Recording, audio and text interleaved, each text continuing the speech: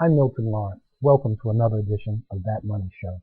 On this episode, we're going to look at one of the largest ponzi schemes in recorded U.S. history. A tale of deception, massive greed, and an ego to match. Bernard Lawrence Madoff, otherwise known as Bernie Madoff. At one time, seen as one of the rising stars of Wall Street, now just a fallen star, who's left nothing behind but devastation, financial ruin, as Bernie Madoff made off with $50 billion of investors' money. Who is Bernie Madoff? A former stockbroker and investment advisor who started Bernard Madoff Investments and Securities LLC in 1960. Investigators believe the fraud began as early as the 1980s.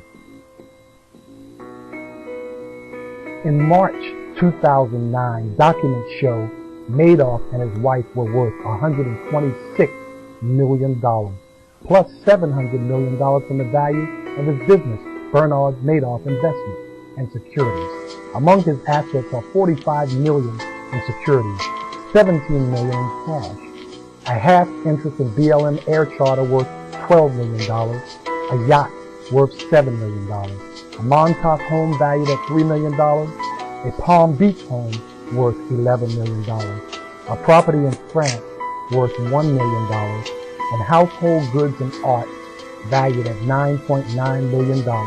Last but not least, a Manhattan apartment valued at $7 million, all gained from cheating investors.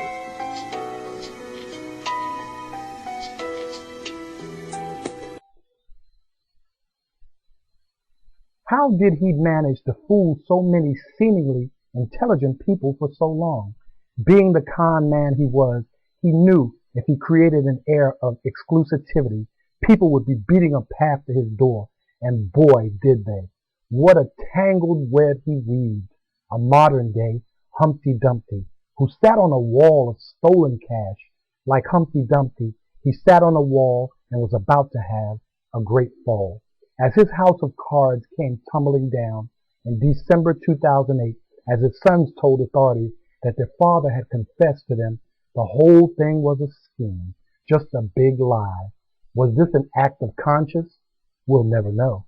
What we do know is it's 2010. Do you know where the mastermind behind the largest Ponzi scheme in history is?